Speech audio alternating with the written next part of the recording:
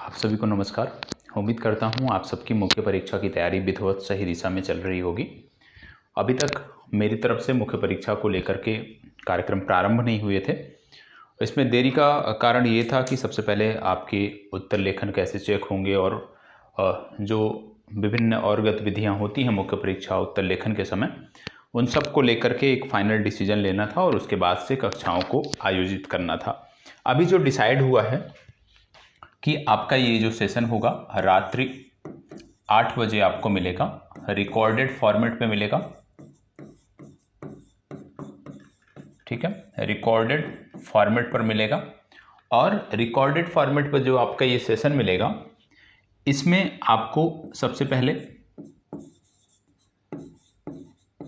Bihar state से जुड़ी हुई जो डेली बेसिस की न्यूज़ है, जो डेली बेसिस का यदि कुछ करंट है, तीसरा बिहार का जीके और जीएस इसी में आपको मिलेगा और चौथे नंबर पर इसी सेशन के अंतर्गत हम मेंस आंसर राइटिंग करेंगे, मुख्य परीक्षा उत्तर लेखन करेंगे। और मुख्य परीक्षा उत्तर लेखन में जिन विषयों को मैंने चिन्हित किया है, सबसे पहले जिन पे हमें फोकस करना है, एक तो है साइंस टेक और दूसरा आपका साइंस टेक के साथ साथ हो जाता है इकोनॉमिक्स। ठीक है, इकोनॉमिक्स एंड जियोग्राफी।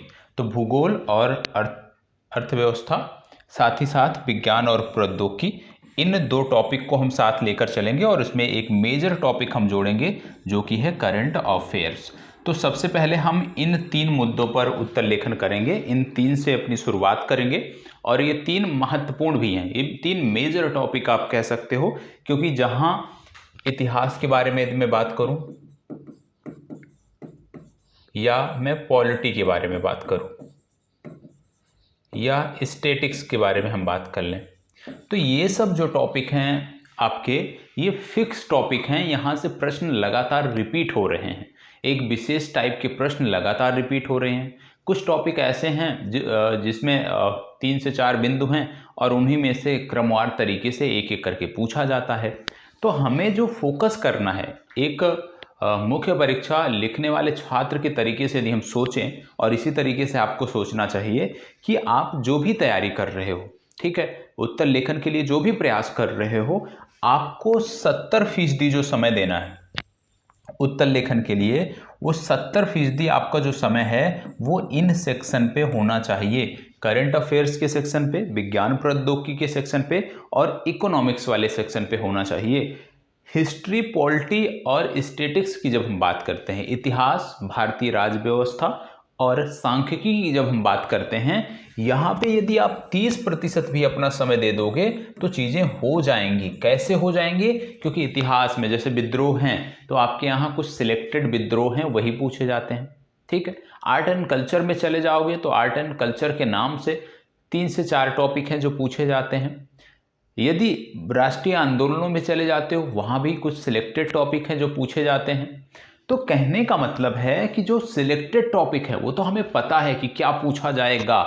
यदि हम अच्छे से तैयारी किए हैं तो इन 3 विषयों में, स्टैटिक्स छोड़ दो क्योंकि उसमें तो भाई ऐसा तो नहीं होगा ना सेम प्रश्न पूछा जाएगा, लेकिन इतिहास और राज्य व्यवस्था में यदि आप अच्छे से तैयारी किए हैं, यदि आपको अच्छे से विगत वर्षों के प्रश्न पत्रों की समझ है, तो आप कम से कम 70% प्रश्न गेस कर सकते हैं और वही प्रश्न अनिवार्य रूप से आपकी परीक्षाओं में देखने को भी मिलेंगे। तो हमें जो ज़्यादा फोकस करना है वो विज्ञान प्रौद्योगिकी, इकोनॉमिक्स एंड जियोग्राफी और करंट अफेयर्स, इन पे फोकस करना है। क्यों? क्योंकि यहाँ पे प्रश्न रिपीट कम हो रहे हैं। जैसे विज्ञान और प्रौद्योगिकी की बात करें, इस वर्ष जो डेवलपमेंट होंगे, ज़्यादातर उम्मीद है कि प्रश्न वहाँ से बनेगा। करंट अफेयर्स में वर्तमान में जो चल रहा है वही पूछा जाता है। इकोनॉमिक्स एंड जियोग्राफी में बात करें तो ये सामान्य प्रश्न होते नहीं हैं, इनकी आधारभूत यदि समझ है तब तो आप कर पाते हो, नहीं तो नहीं कर पाते। इसलिए एक मेजर टॉपिक है, यहाँ पे आपको फोकस करना चाहिए। तो हमारा भी प्रयास रहेगा कि मुख्य परीक्षा उत्तर लेखन में इन 3 मेजर टॉपिक को हम लेकर के चलें। साथ ही साथ एस्से को लेकर के मैं आपको कक्षाएं उपलब्ध कराऊंगा। ठीक है, एस्से भी मैं आपका कंप्लीट कराऊंगा।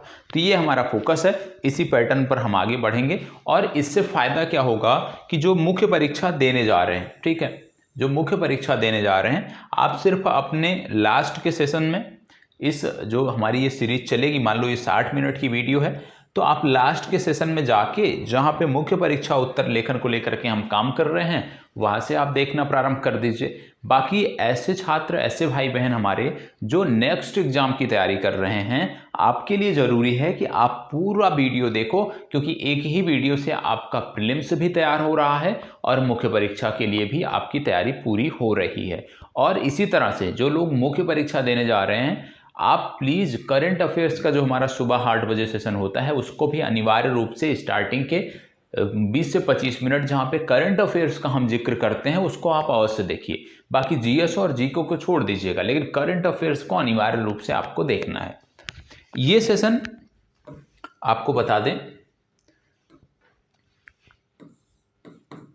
सोमवार से शुक्रवार, अभी हम इसको बढ़ाएंगे शनिवार, लेकिन अभी इसको हम सोमवार से शुक्रवार में उपलब्ध कराएंगे। ठीक है, सोमवार से शुक्रवार में उपलब्ध कराएंगे।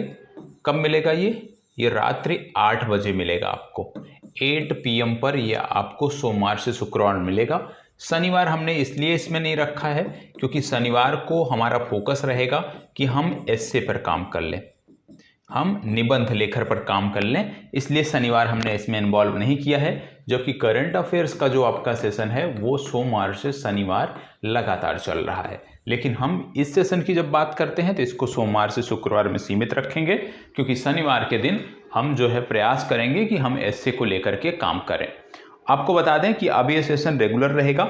इसमें जो अवकाश है, मैंने पहले सेशन में भी बताया, बता देता हूँ। अवकाश दीपावली का जो अवकाश है वो 8 से लेकर के 12, 4 दिन। ठीक है, और इसके बाद जो अवकाश है वो छठ पूजा का है। छठ पूजा आपकी जब होगी तो 2 दिन का आपको अवकाश मिलेगा। तो ये अनिवार्य रूप से आप कह सकते हो 4 से 6 दिन टोटल मिला के आपका, मतलब दीपावली में तो 8 से 12 कंप्लीट रूप से बंद रहेगा। उसके बाद हम मिलेंगे और फिर इसी तरह से आपको अगला भी देखने को मिलेगा।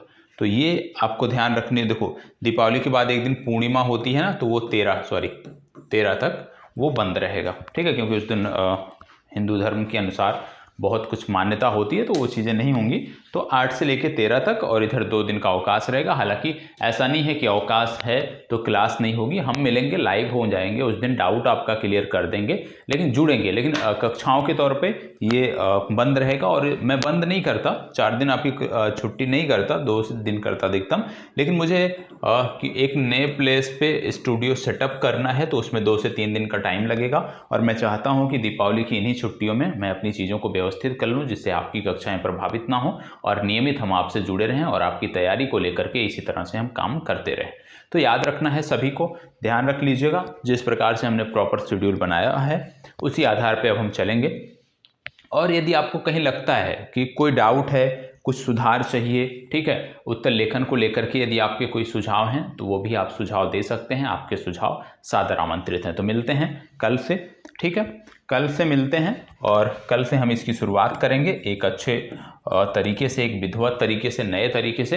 तब तक के लिए इसी प्रकार हमारे साथ बने रहें। और यदि आप इस सेशन से जुड़ना चाहते हैं, इस सेशन को लेकर के कोई प्रतिक्रिया आपकी है, तो प्लीज़ कमेंट बॉक्स में उस प्रतिक्रिया को अवश्य दीजिए। आपके सुझाव सादर आमंत्रित हैं। धन्यवाद, बहुत बहुत आभार।